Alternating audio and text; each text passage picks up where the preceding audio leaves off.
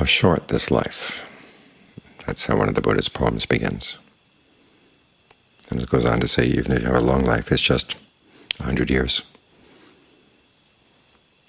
And that's not much. And it's not like at the end of the 100 years you have all those 100 years that you can leaf through at your leisure and focus on the really nice times. It's gone. As the Thais say, time eats up beings as it eats up itself. And as that reflection goes that we chant fairly often, aging is normal, as the Thais would translate it. We translate it, we're subject to aging. But it's normal. This is what comes to all of us, if we don't die first. And it's a matter of concern not only for people who've been around for a long time, but for anybody. You realize that this body you've got just is going to leave you. It starts going away bit by bit by bit. And the parts that go away don't ask permission. They don't give you any warning of when they're going to leave.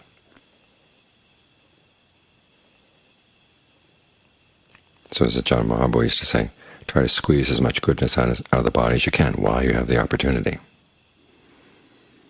There was a woman who went to see him one time. She was diagnosed with cancer and not given too long to live, and she wanted to meditate with him to get herself ready to die. And he told her, well, I can take care of your mind, but I can't take care of your body. If you're going to come and stay here, you're going to need to bring a doctor.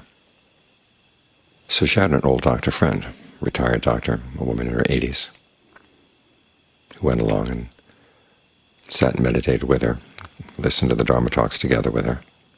Ajahn Mahabodhi gave about 70, 80 Dharma talks during the 3 months that they were there. And then after they returned, the woman died several months later. And then her friend, the doctor, realized that she had all these cassette tapes of these really wonderful talks. And she remembered what Ajahn Mahabodhi had said. He said, as you're getting older, you want to still squeeze as much goodness as you can out of your body. The image is like squeezing juice out of a fruit. Sometimes you look in a garbage can and you see fruit that's been partially squeezed. And there's still a lot of juice there, but it's been thrown away. You realize what a waste it is. As long as you're going to have to throw the body away, you might as well squeeze all the juice out of it, all the goodness that you can do.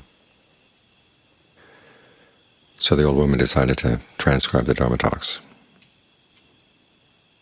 Her eyesight was failing and she wasn't all that strong. It took her a while. But she managed to transcribe all the talks. Ended up with 2 huge volumes. And here she was in her 80s, and she could still do that. She was proud of the fact, rightly so. And so as you face the issue of aging, that's what you should think about. You've still got things your body can do. Try to squeeze the goodness out of them, whatever capabilities you still have left, because you don't know when they're going to leave you. But while you have the opportunity, make the most of it. There are 2 ways to prepare for this. One is to think in the long term. You can make yourself a Dharma bucket list. They call it bucket list because of things you want to do before you kick the bucket. And for most people, it's experiences you want to have, or places you want to travel to, or basically ways of spending money, getting some fleeting experience and then be able to chalk it up. Well, I was able to do that before I died. But that's pretty insubstantial. You want to think about, instead, what are some of the good things you want to accomplish before you go? What's some good you want to leave behind in the world? And you can think in terms of the perfections, because the good you leave behind in the world is also good that you build into your mind, the good qualities you develop: generosity, virtue, renunciation, discernment, persistence, endurance, truth, determination, goodwill, equanimity. Which of these qualities is lacking in your mind? See if you can squeeze some of that out of your activities, and then how would you go about developing those qualities? You can develop them in daily life. You can develop them by making up your mind you're going to make a special donation, or you want to observe the precepts more than you have in the past, or meditate more than you have in the past.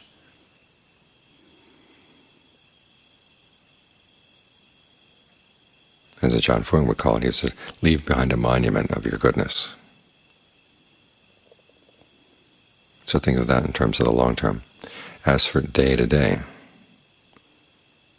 make the most of each day as it comes. The Buddha says, as the sun rises in the morning, remind yourself, this might be the last time you see the sunrise. You could die so easily in the day. And John Lee makes this point. He says death is waiting right around the corner, and it can happen so easily. A slight little accident, a slight miscalculation,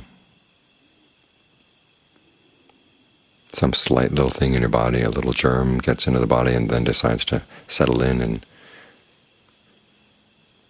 leave behind lots of descendants. You never know when it's going to happen. But you do know that you have today. So ask yourself, what qualities do I have in the mind that would make it difficult for me to go? Am I ready to go? And the answer usually is, no, I'm not ready. Okay, what's keeping you? What unfinished business do you have? Well, do that. What unskillful qualities in the mind might take over? Well, learn how to fight those unskillful qualities. What are the ones that you tend to give in to very easily? Learn how to fight them. Make that your top priority for the day. Heard of a woman general in the Army here in the States who made a habit every day of making a list of the 10 most important things that needed to be done that day, and then crossing through everything except 1 and 2. And focusing on those. Well, maybe you can't make a list of what your unskillful habits are, but try to have a sense, okay, what needs work? And realize, okay, today is my opportunity to do that work. Similarly at night, when the sun sets, you remind yourself, this could be my last sunset. The night is not just for sleeping. It's quiet, it's cooler. It's time to work on the mind. What would get in the way if you had to go in the night? What unfinished business needs to be done? Well, do that. There's another passage where he says, you can make it even more stringent. Each time you breathe in and breathe out, remind yourself, this might be my last breath. What would be a good thing to do with it?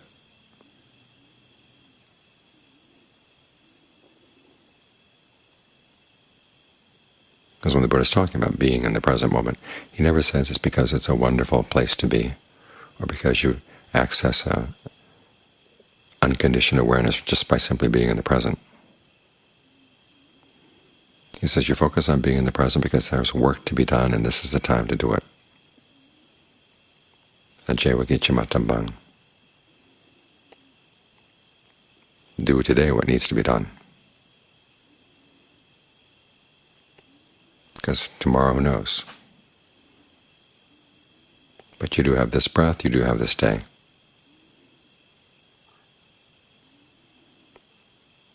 And if you have that list in the back of the mind of the good things you want to accomplish, that can give some guidance to what you want to do right now. So that you can find is what Ajahn Fuang called the brightness of life. He once said that that's what he owed to Ajahn Lee. Ajahn Lee showed him the brightness of life.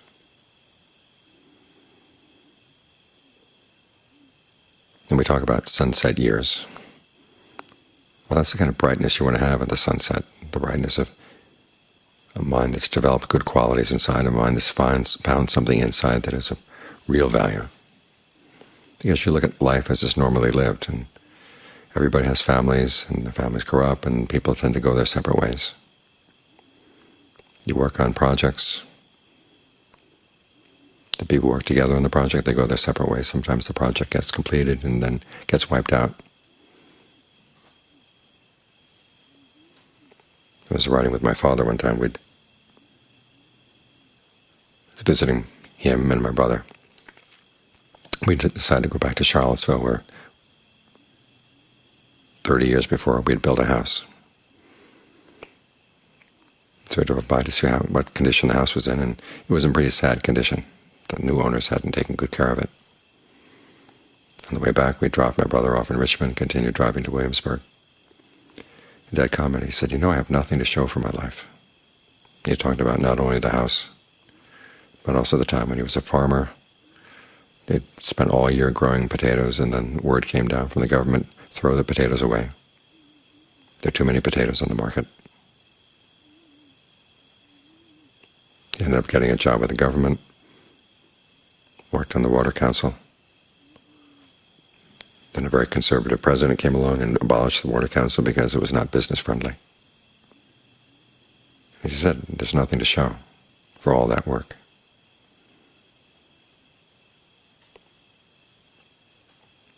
So if you're looking in terms of validating yourself in terms of what the world thinks or what you leave behind in the world,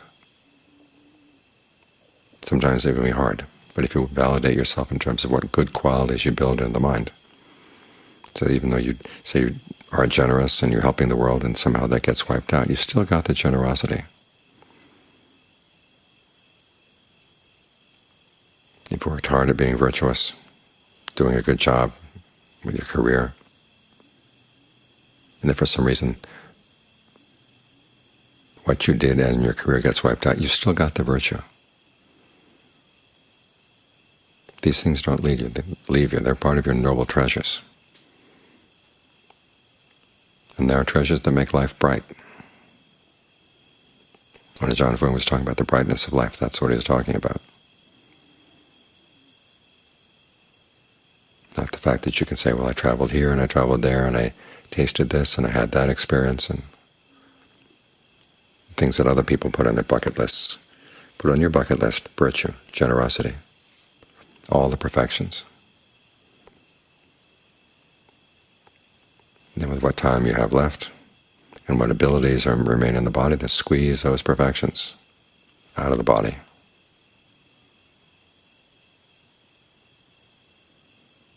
Because you're squeezing out brightness. And it's bright not only for your own mind, but you leave behind a good example.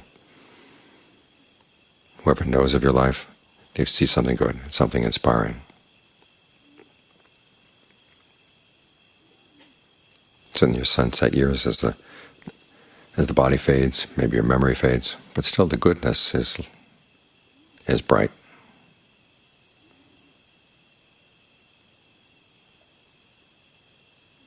And so even though this may not even get to be 100 years, still it's a flash of brightness.